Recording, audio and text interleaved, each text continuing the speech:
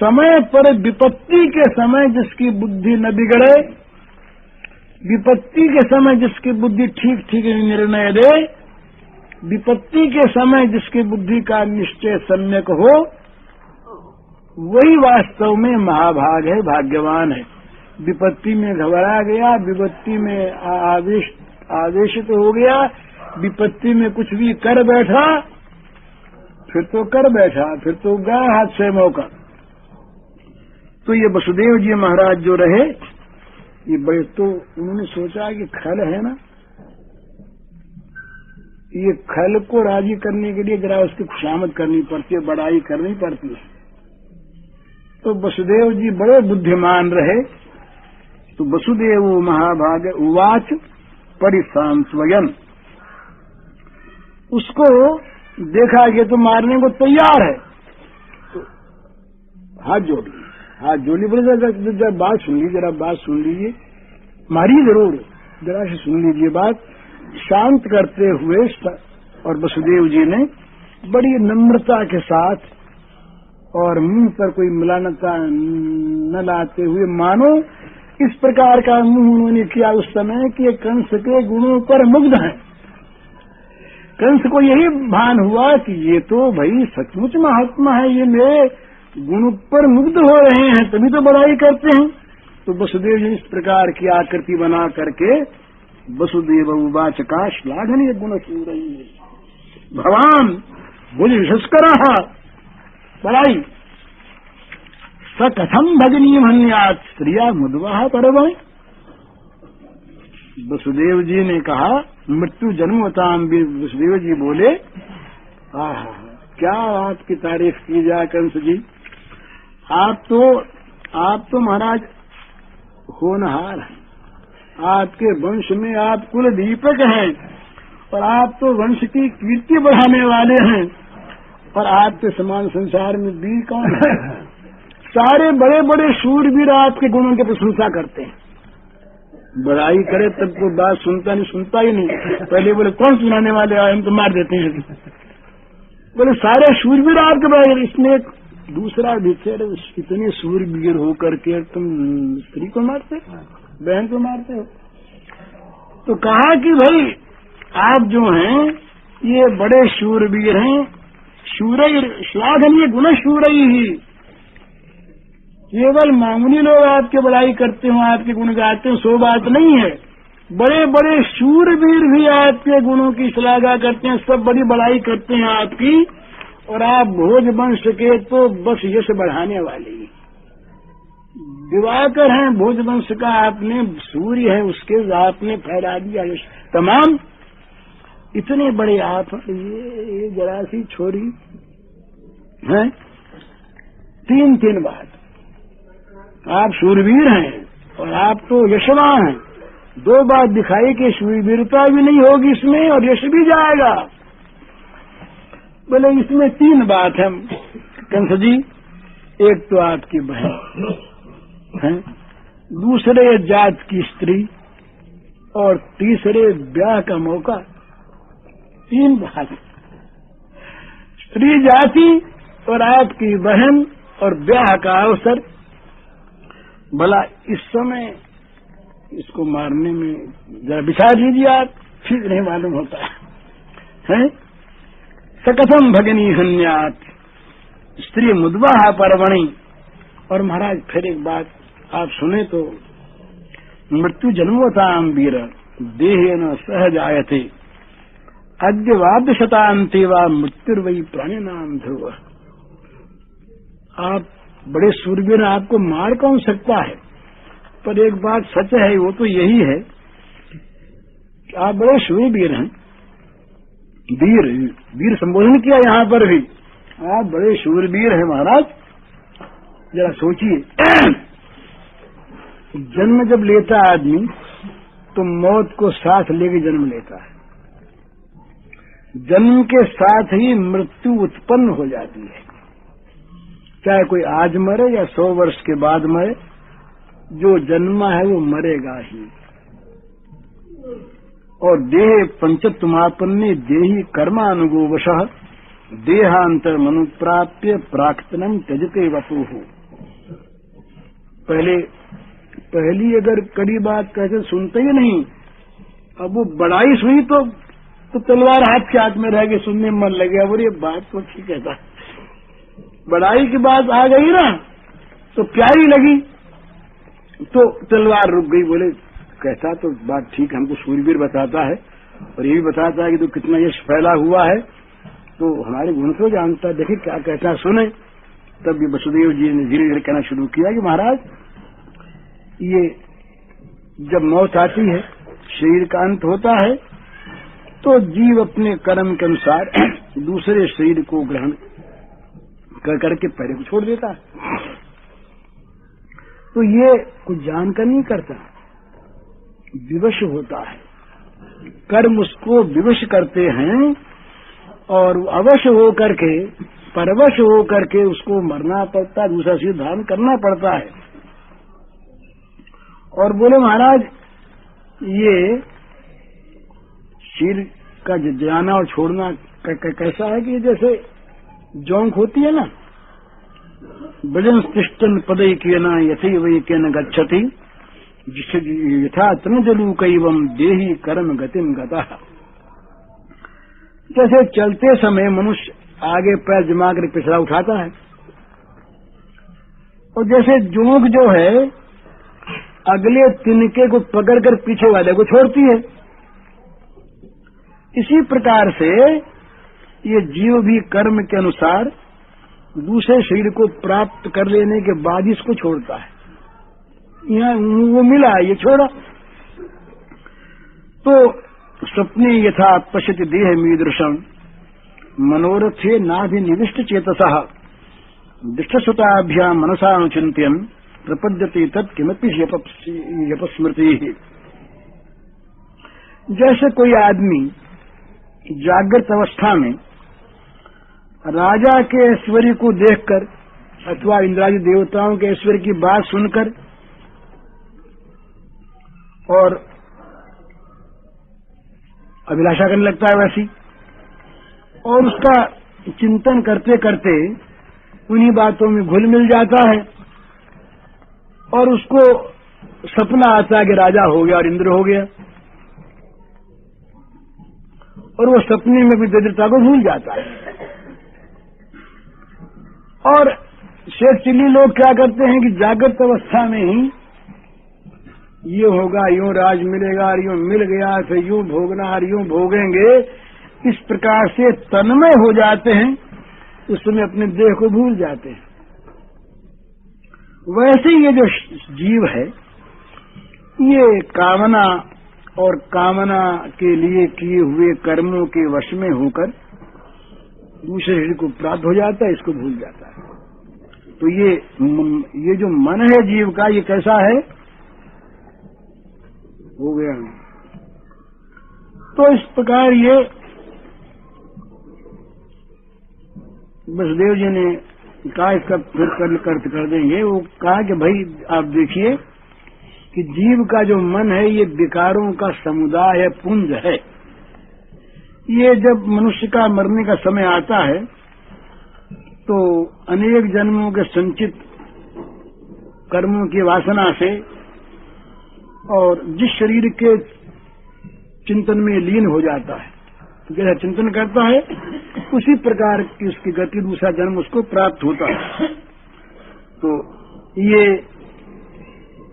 अज्ञान के द्वारा ही आना जाना मालूम होता है। जैसे घड़े के अंदर सूर्य हिलता मालूम होता है, सूर्य हिलता नहीं, इसी प्रकार से। तो इसलिए अंत में कहते हैं कि महाराज आप तो बड़े बुद्धिमान हैं, जो भी आदमी अपना कल्याण चाहे उसे किसी के साथ भी द्रोह नहीं करना चाहिए। तस्मान कश्चित द्रोह माचरित सतथा विरह, द्रोह नहीं करना चाहिए, क्योंकि इस जीवन में तो शत्रु से भय रहेगा, जिससे बैर होगा उससे डर रहा, कहीं मार न दे, कहीं मार, यही भय आया कंस को। और जीवन के बाद फिर परलोक में भय रहेगा। तो बुद्धिमान इसमें ही है। तो फिर ये आपकी छोटी बहन है, और ये महाराज बड़ी दीन है, इस समय कोई प्रतिकार कर नहीं सकती। आप उसका सिर काट लें अभी तो बेचारी रोने के सिवा क्या करेगी, बड़ी दीना है। ऐसा तवानुजा बाला कृपना पुत्री को उपमा, और आपकी बेटी के समान है। पुत्री को उपमा आपकी बेटी के समान है। और अभी तो महाराज इसके ब्याह के कंकण वंकण में सब बंधे हुए हैं। तो ऐसी अवस्था में आप दीन वत्सल हैं, आप तो दीनों पर दया करने वाले हैं। तो दीन वत्सल पुरुष जो आप जैसे हैं, वे इस बेचारी दीना को मार देंगे, ये उचित नहीं। इस प्रकार कह करके भी अभी तो ये मानेगा नहीं, अभी तो वचन देंगे तब मानेगा। हरि ओम तत्सत्। श्री गोविंदम प्रपद्येऽहं दीनानुग्रह कारकम् वन्दे मुकुन्दमरविन्द दलायताक्षम् इंदेन्दुशङ्खदशनं शिशुगोपवेशम् इन्द्रादिदेवगणवन्दितपादपीठम् वृन्दावनालयमहं वसुदेवसोमम् नवजलधरवर्णं चम्पकोद्भासिकरणम् विकसितनलिनाशयं विस्फुरन् मन्दहास्यम् कनकरुचिदुकूलम् चारुवर्हावशूलम् कमपि निखिलसारम् नौमि गोपीकुमारम्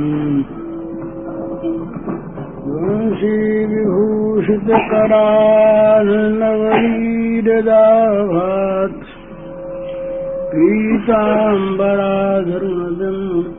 कठिन देश, चिंता नहीं करनी दूसरी। पीताम्बराधरुणबिम्बफलाधरोष्ठात् पूर्णेन्दुसुन्दरमुखादरविन्दनेत्रात् कृष्णात् परं किमपि तत्त्वमहं न जाने। कंस के कारागार में वसुदेव देव की बंद है और भगवान श्री देवकी जी के उदर में प्रविष्ट हो गए। तो भगवान का ये देवकी के उदर में आना देवताओं के लिए, ऋषियों के लिए बड़े ही आनंद की बात है। तो देवता ऋषि तमाम, शंकर ब्रह्मा आदि नारद आदि ऋषि एकत्र होकर के कारागार में आए हैं और वो स्तुति करना चाहते हैं। तो एक महानुभाव लिखते हैं बड़ा सुंदर, वो लिखते हैं जो मुक्ति, जो स्वतंत्रता अपने जीवन से भगवान को हटा दे, वो स्वतंत्रता भी सर्वथा त्याज्य है। और जो जेल खाना भगवान के साथ संपर्क जुड़ा दे और देवताओं को भी उस जेल में आना पड़े स्तवन करने के लिए, वो बंधन भी बड़ा शुभ बंधन, बड़े सौभाग्य से मिलने वाला बंधन। तो वसुदेव देव की बड़े सौभाग्यशाली हैं कि उनकी दैहिक स्वतंत्रता छिन गई, परतंत्र हैं वे। पर उनकी ये परतंत्रता कितनी महान है कि भगवान स्वयं भगवान को परतंत्र बनाकर उनके उदर में ला दिए। ये परतंत्रता, तो परतंत्रता इनकी क्यों हुई है? इसीलिए हुई कि श्री कृष्ण इनको अत्यंत प्रिय थे। ये परतंत्रता किसी भोग कामना से नहीं हुई, किसी पाप से नहीं हुई है। भगवान में एकांतिक मन लग जाए, बुद्धि लग जाए, बाहर का कोई काम रहे ही नहीं। इसलिए भगवान ने मानो अपने पधारने से पूर्व ही वसुदेव देवकी को ध्यान लगाने का अवसर दे दिया। तो देवता लोगों ने देखा कि जो चराचर विश्व में व्याप्त भगवान है उनकी तो स्तुति किए करते हैं। ये जो स्तवन है यहाँ पर, ये देवकी गर्भ में स्थित भगवान का स्तवन है। भला मंगल विग्रह वाले भगवान का स्मरण है। तो देवता लोग ये स्तवन करने के लिए सब तमाम आ गए। जेल खाने के और लोगों को मालूम हुआ नहीं। जेल में सब लोग अपने अपने काम में लगे, किसी को पता नहीं, और देवता लोग अपनी सिद्धि से सबको सम्मोहित करके पधार गए और भगवान का स्तवन उन्होंने आरंभ किया। और स्तवन का जो पहला श्लोक है उसको तो जरा विस्तार से कह दें, उसके बाद फिर देखा जाएगा। तो पहला श्लोक है, ब्रह्मा जी बोले, देवता बोले, सत्यव्रतम सत्य परम त्रिसत्यम सत्यस्य योनिम निहितम च सत्ये सत्यस्य सत्यमृत सत्यनेत्रम सत्यात्मकं त्वां शरणं प्रपन्नाः। 8 विशेषण दिए हैं भगवान को। आप सत्यव्रत हैं, सत्य पर हैं, त्रिसत्य हैं, सत्य की योनि है, सत्य हैं, और सत्यमृत सत्य नेत्र हैं, सत्यात्मक हैं। तो इस पर वैष्णव दोषानिकार लिखते हैं, बड़ा सुंदर भाव है। वो लिखते हैं कि जब देवता आए, देवता आ तो गए, पर देवताओं ने सोचा कि स्तुति क्या करें, इनका गुणगान क्या करें, जिनके गुणों का कहीं था ही नहीं, जिनके अनंत गुण हैं, अनंत गुणवान भगवान के गुणों का वर्णन करना ये तो असंभव है। बल्कि गुण वर्णन करने जाकर गुणों को सीमित करना है। इसलिए संकोच हुआ। फिर मन में आया कि कोई बात नहीं, इनका एक स्वभाव है, ये नाराज नहीं होते, बहुत थोड़े को ही बहुत बड़ा मान लेते हैं। पत्रम पुष्पम फलम तोयम यो में भक्त्या प्रयच्छति। भक्ति पूर्वक, प्रेम पूर्वक इन्हें अगर एक चुल्लू जल भी दिया जाए, तुलसी का एक पत्र भी दिया जाए, तो ये उसको बहुत बड़ा मान लेते हैं। तो कोई डर की बात नहीं है। वो ये तो प्रसन्न ही होंगे। मच्छर भी तो आकाश में उड़ते हैं, उनका भी उड़ना कहलाता है। यद्यपि उनकी उड़ान क्या होती है। इसी प्रकार भगवान का गुणगान ब्रह्मा जी वगैरह सोचते हैं कि हम क्या करें, ये तो मच्छर के उड़ने के समान है, पर आकाश अनंत है, तो मच्छर का भी आकाश उड़ना मान लेता है, अवकाश देता है उड़ने के लिए। तो भगवान हमें अवकाश देंगे। इस प्रकार से मन में उनके ढाढ़स हुआ। तब बोले, भाई ये करे तो सही, लेकिन बोले भी क्या, कुछ बोला जाए तब न। तब त्वाम शरणम प्रपन्ना। 8 विशेषणों से भगवान को संबोधन करके बोले कि महाराज हम तो आपकी शरण में आए हैं, कुछ कहना सुनना नहीं है। आप जो कुछ वाणी से कहलवा दो वो भले ही कह दें, हम तो आपके शरण में आ गए हैं। दीनहीन शरण में कौन आता है?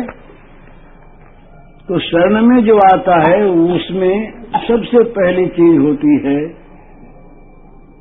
दैन्य, असामर्थ्य का बोध।